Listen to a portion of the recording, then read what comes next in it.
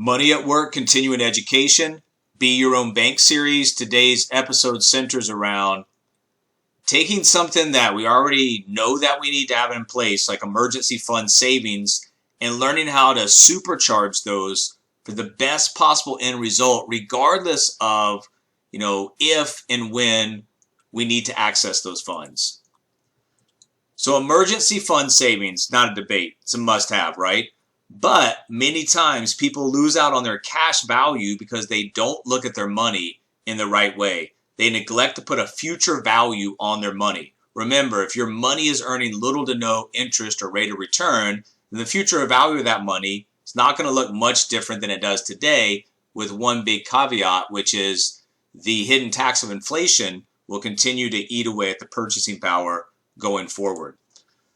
So how does this apply to our emergency fund? Well, if you're putting your emergency fund in something that's earning little to no interest or rate of return, essentially let's call it like a mattress sort of like scenario, you might be surprised if you took another approach at just how much money you could be earning over your lifetime just on those emergency fund savings.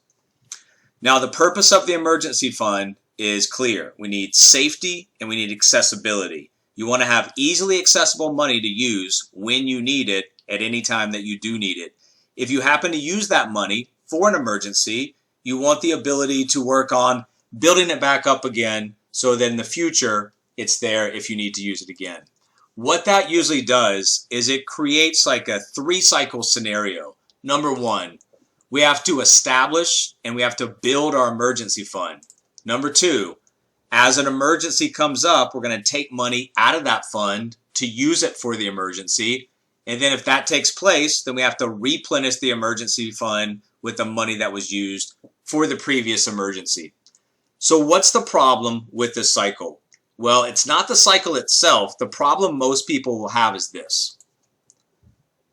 They're going to put their money into a simple bank account like a typical savings account, and they're going to immediately lose on their right to earn, all the growth they could have possibly earned now and going forward. And if you add that up over an entire life cycle, we're not just talking about chump change here. This is a huge loss and opportunity cost. People get the impression that in order to have the safety of their money, they have to give up and sacrifice in exchange for little to no growth. That just isn't the case. Being your own bank and utilizing the privatized banking concepts, you can learn how to borrow and pay that money back as often or as little as you want.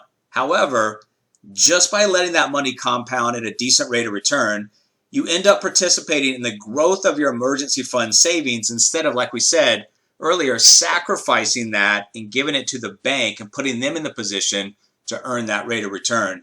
Not to mention the other benefits like tax-free access, buying a death benefit, and the safety of principal and previous gains.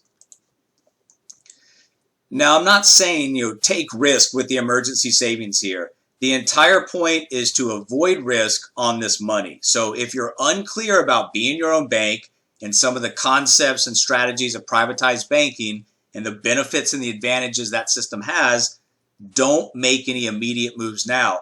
Just continue to be disciplined in the education process and learn all you possibly can. Having time invested into getting better in personal finance is one of the best investments you can possibly make in your lifetime.